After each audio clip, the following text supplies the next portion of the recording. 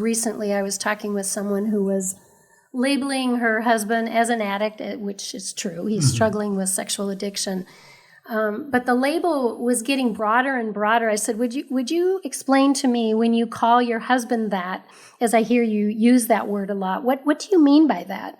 She said, well, and she started describing characteristics, really, of ADD. Well, he never finishes anything, and he can't remember this stuff, and he's so impulsive, and he has little empathy for me, and, all those classic characteristics of ADD.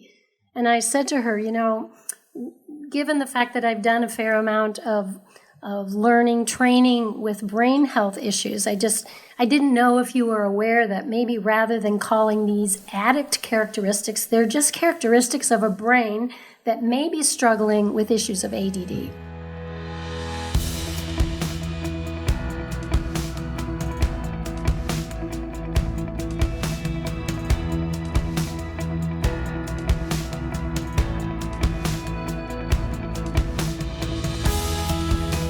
Welcome to the Faithful and True podcast. We're happy to have everyone back with us today. We're here with our host, Dr. Greg Miller. Greg, how are you this morning? I am doing well. You're looking great. Well, happy to have you with us. And we are also very happy to have with us the co-founder of Faithful and True, Deb Laaser. Thank you. Licensed family and marriage therapist, and really the director of Faithful and True and our esteemed leader. Yes, absolutely. Whatever. She has all kinds of titles that we don't always use, but she mentioned Queen Bee. I kind of like that one. Deb, great to have you back with us today. Yeah, thanks. I always like being here. Well, you have a great topic for us to discuss today. Right. Yeah. Well, for those of you that have been a part of our podcast and are part of Faithful and True, it's not that it's a new topic. We're going to be talking about brain health. But one of the things that Deb has done recently is gone back to get training specifically around brain health as a professional, and has gone through a program through the Amen Clinic to get certified. And so, let's just start with, why do we believe that brain health is important here at Faithful and True?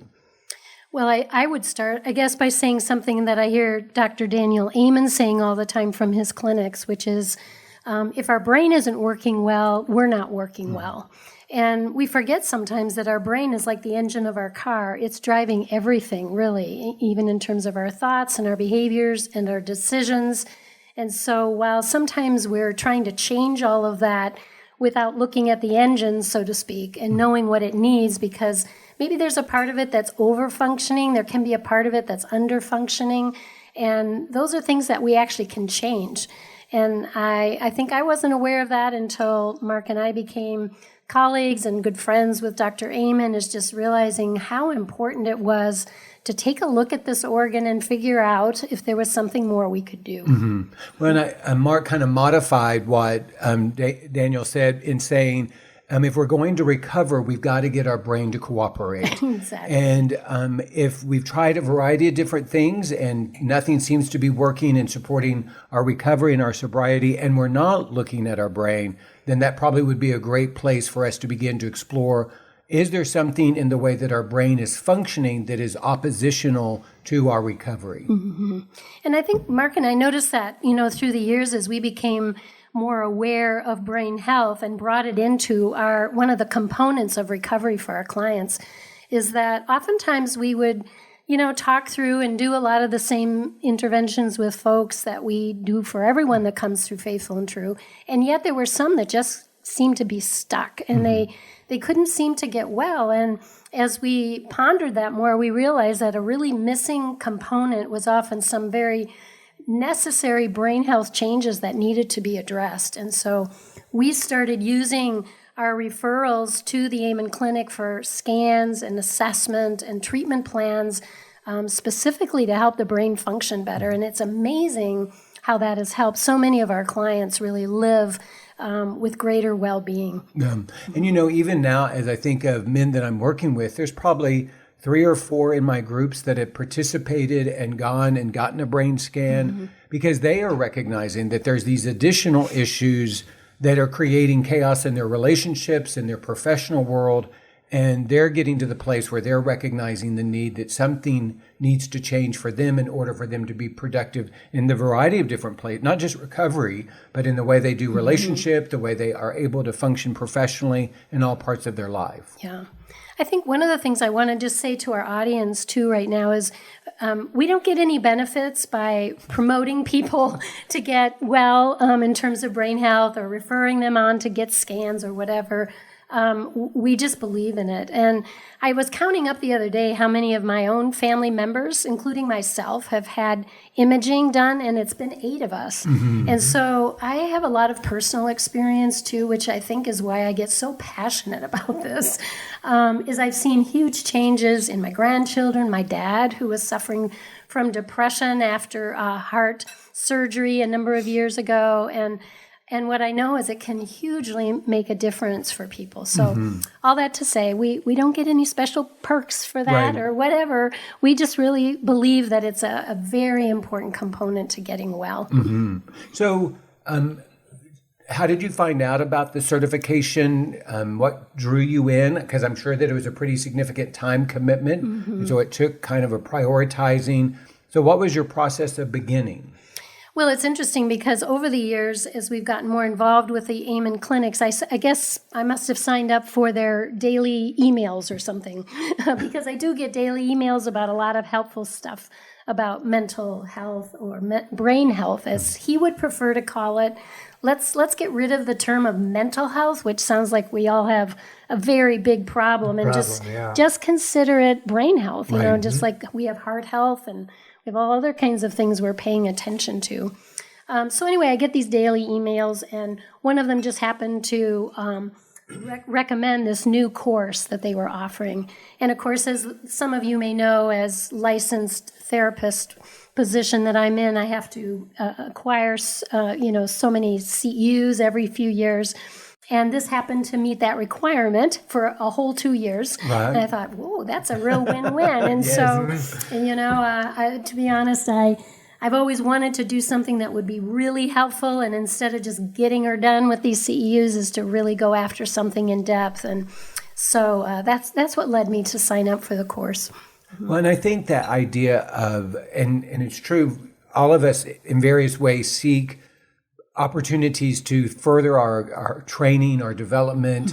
And so to have something that you have passion about and are really interested in and have a history in and combine that with training that you're doing professionally can be very helpful. Yeah.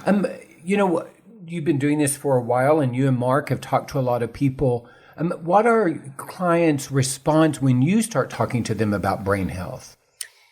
I think for them, there's a couple of responses that I get. One is usually a great amount of excitement just in hearing new information. A good example of that was recently I was talking with someone who was labeling her husband as an addict, which is true. He's struggling with sexual addiction. But the label was getting broader and broader. I said, would you explain to me when you call your husband that, as I hear you use that word a lot, what do you mean by that? She said, well, and she started describing characteristics, really, of ADD. Well, he never finishes anything, and he can't remember this stuff, and he's so impulsive, and he has little empathy for me, and, all those classic characteristics of ADD.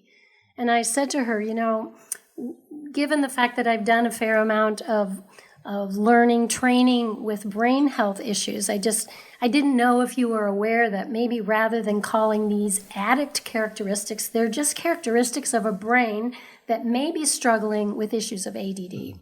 And so when we talk through that, she goes, that's really interesting. And she goes, when I think about it, that's been an issue for a long, long time. And I said, well, I think it's just good rather than, for those of us who are in relationship with someone struggling with something like sexual addiction, to be careful about not naming everything we don't like about their behavior as associated with that. And so that was a great example, I think, of someone who really appreciated the thought that maybe there is some other things we want to look at here, because he's working very hard in his recovery for sex addiction. And it could be without some help with some of this other brain health stuff that won't change a whole lot, So Well, what's also true is sometimes we don't recognize how whatever our brain health is influencing our relationships.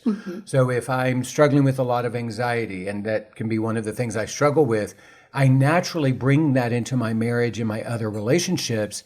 And so if it's untreated, it's unacknowledged, then it makes perfect sense that it's going to be disruptive to that relationship. Same thing with depression. And so ADHD would be the very same thing, where I'm bringing it into my relationships, and it's impacting my spouse or my children, but we may not have a way to talk about it. We just know that it's disruptive. Yes. So even to have a new way to talk about it that doesn't maybe have a message of shame can be very helpful and healing for a family. And you're exactly right, Greg, when we think about all the people that we have served here at Faithful and True, there are very few that haven't come in with some kind of brain health issue that couldn't be improved. Like you say, whether it's anxiety, depression, OCD, ADD, all those issues come from a brain that could be supported in some different ways and changed. And they absolutely play a role in what our relationship looks like. If you think about someone who struggles with a great deal of anxiety, that is an emotion that really is very controlling because it's very fearful. And when you think about control, then that's brought into a relationship. And then, I know how many of you can relate, I'm sure, to being told I'm a controlling person, when maybe what is really true is I deal with a lot of anxiety, and I've never really had much help with that. Right. And and oftentimes that's old anxiety. It's not just about what current situation you're in or what currently happened, but it's something that has been with you for a long, long time. Right. So I think when our favorite thing is when couples can both go and be scanned, because what's often true is brains marry a brain that makes them a nice puzzle piece. They fit together. And we often see that in our clients as well, is that we have someone, for instance, who may struggle with some of the ADD or ADHD characteristics of lack of detail, follow through, organization, those things. And they're married to someone who is overly focused on those things, very responsible, can always manage a lot of, dual tasking and follow through. They're the ones that initiate for all the things that get done. Right. And it's not uncommon to see that kind of a couple in our practice. Right.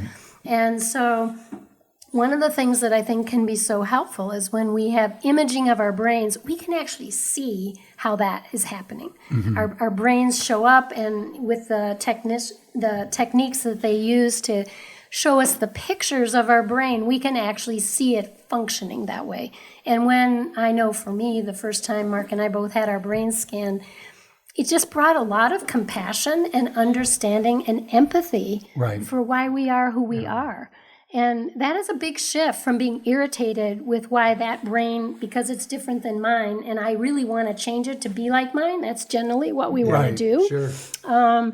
We now can understand that, we've been given different brains, or we've developed them through our life experiences.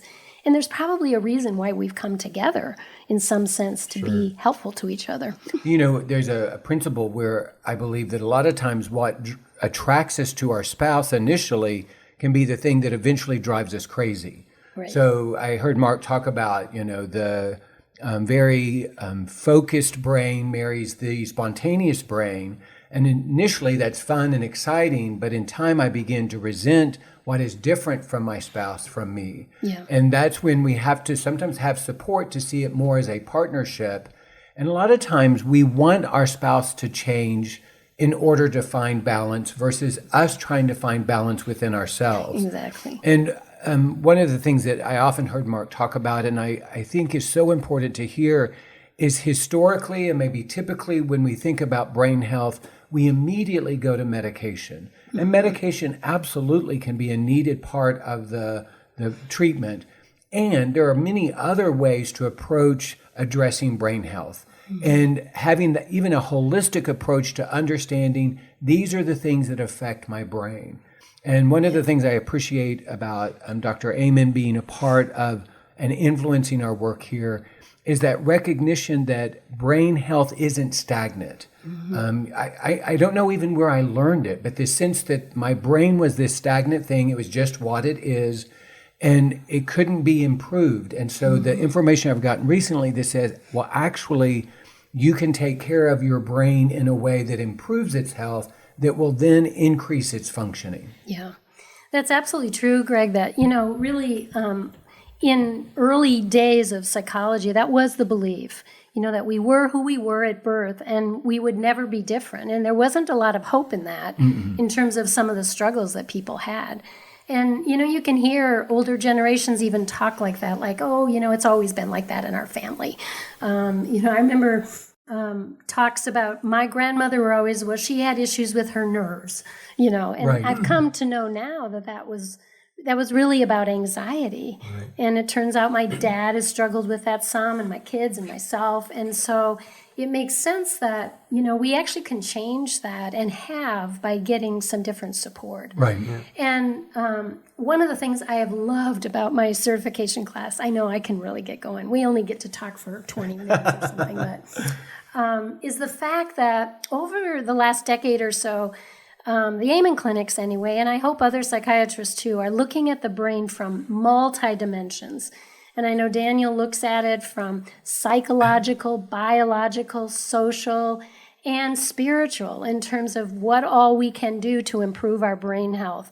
And it can be that after trying many of those ways to support our brain health, nutritional, that was also another one, that we might additionally want or need some medication. But that is not the first focus of what his practice is. Right. Yeah. And when you say nutritional, because we're big fans in our household of Dr. Amen as well, and what my wife has gotten me totally hooked on is his recommendations for supplements. Yes. Yeah, natural supplements, even to the point of we order his supplements from his website, and she has me taking a magnesium tablet at bedtime. And I am sleeping so much better because I have this magnesium in my system, but he's got so many things that promote healthy brain, Yes. And I never thought of the supplements, the nutritional side of what we can do to help ourselves. Yeah.